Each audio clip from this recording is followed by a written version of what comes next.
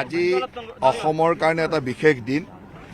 অসমত প্ৰথমবাৰৰ বাবে চি প্লেন নামিছে, গতিকে আমাৰ কাৰণে অত্যন্ত আনন্দৰ দিন।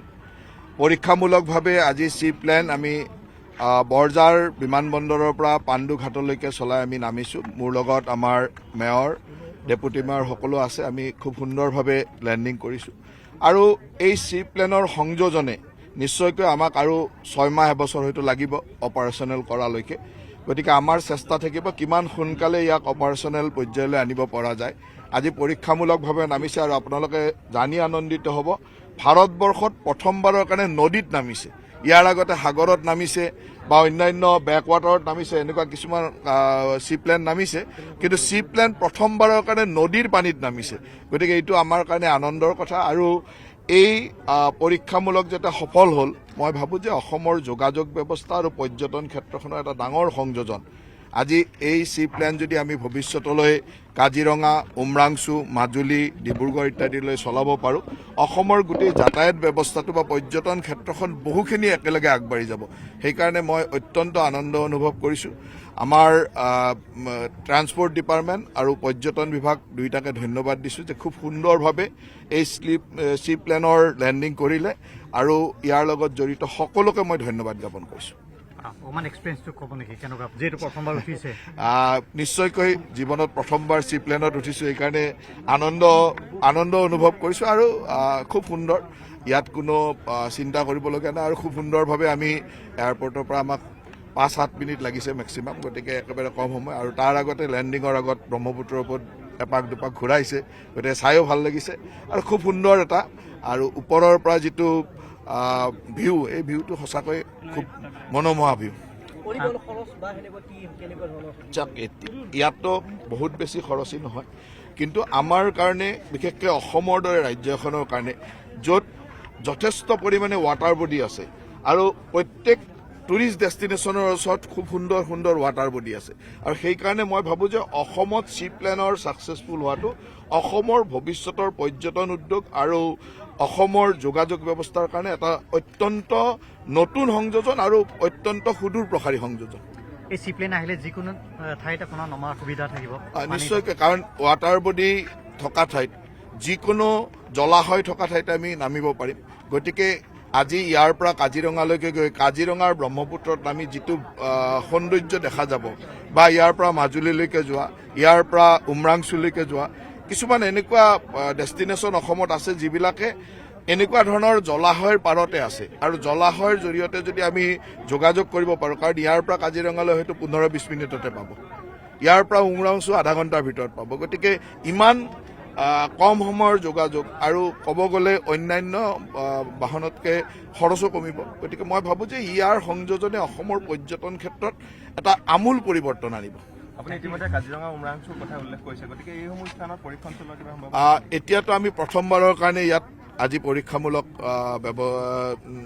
লেণ্ডিং হ'ল, তাৰপিছত সকলো ঠাইতে পৰীক্ষামূলক লেণ্ডিং হ'ব। আৰু মই সেইকাৰণে কৈছোঁ যে ইয়াক অপাৰেশ্যনেল কৰালৈকে আমাক 6 মাহ এবছৰ লাগিব, হয়তো তাতকৈ অলপ বেছিও লাগিব পাৰে, কিন্তু আমি এতিয়াৰ পৰা আৰম্ভ হ'ল আমাৰ কাম। গতিকে আমি কাম আৰম্ভ কৰিলোঁ, লাহে লাহে এই কামটো চলি থাকিব। গোটেই পৰীক্ষামূলক লেণ্ডিং সকলো ঠাইত হোৱাৰ পিছত আমি কেনেকৈ চলাব পাৰোঁ সেই কথাটো চিন্তা কৰিম। যিকোনো জলাশয়, এনেকুৱা নহয় যে দীপৰ বিলতো লেণ্ডিং হ'ব পাৰে।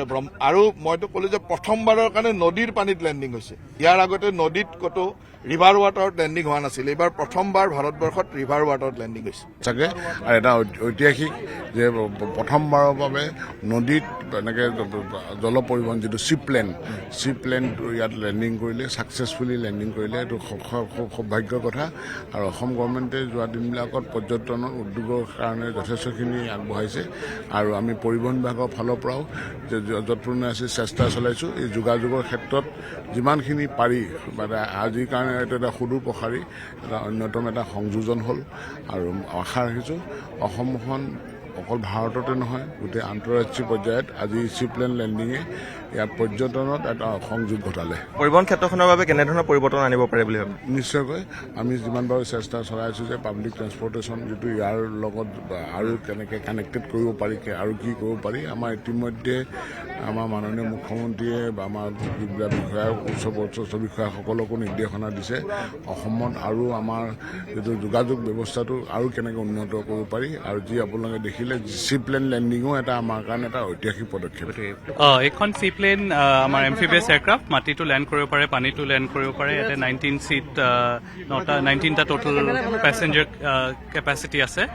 আৰু এইখন ধৰক আপোনাৰ ইয়াৰ পৰা মাজুলী যাব পাৰে, ইয়াৰ পৰা কাজিৰঙা যাব পাৰে, তেনেকুৱা জেগাত যোৱা অপৰচুনিটি আছে। কিমানজন যাত্ৰী যাব পাৰিব? ইয়াতে 19 জন যাব পাৰিব, 19 জন আৰু 2 জন পাইলট। যিহেতু ফ্লাইট বুলি ক'লে এটা ব্যয়বহুল ভাড়াৰ কথা থাকে, সেইটো কথা আপোনাৰ ফেয়াৰটো অপাৰেটৰবোৰে ক'ব পাৰিব। আমি মেনুফেকচাৰাৰ হয় প্লেনৰ, আমি প্লেনবোৰ ধৰক আপুনি অপাৰেটৰে আমাৰ পৰা লয়। সেই অপাৰেটৰহে কেনেকুৱা বিজনেছ মডেলটোৰ ওপৰত নিজে ক'ব পাৰিব, সেইটো মই ক'ব নোৱাৰিম। আপুনি যিহেতু এগৰাকী অসমীয়া হিচাপে গোটেই বিষয়টোৰ লগত জড়িত হৈছে, কেনেদৰে জড়িত হ'ল অলপ যদি কৈ দিয়ে।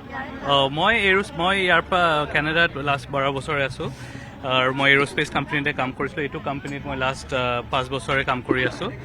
আৰু আমি এখন প্লেন আৰু 2খন প্ৰডাক্ট আছে, আমি গোটেই পৃথিৱীত আমি মাৰ্কেট কৰোঁ। সেইকাৰণে গুৱাহাটীত আহি পেলাই আমাৰ সেইকাৰণে বহুত ভাল লাগিছে। মই ইয়াতে আহি ইণ্ডিয়াৰ প্ৰথমটো ৰিভাৰ লেণ্ডিং নহয় জানো? এইটো ফাৰ্ষ্ট ৰিভাৰ লেণ্ডিং। লেণ্ড কৰিব বাবে কেনেধৰণৰ ছাৰ্ফেচ দৰকাৰ হয় তাৰ বিষয়ে?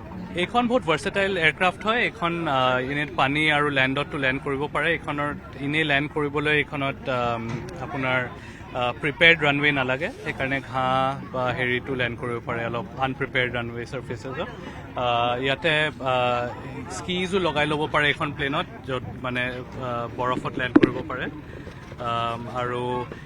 আৰু ডাঙৰ টায়াৰ লগাব পাৰে, য'ত মানে ধৰক টাইডেল বিচেছতো লেণ্ড কৰিব পাৰে এইখন প্লেন। আপুনি বিচৰা বাতৰি পাব কেৱল নিউজ 18 এপত। নিউজ 18 এপ ডাউনলোড কৰিবলৈ স্কেন কৰক এই QR কোড। গুগল প্লে ষ্টৰতো পাব এই নিউজ 18 এপ।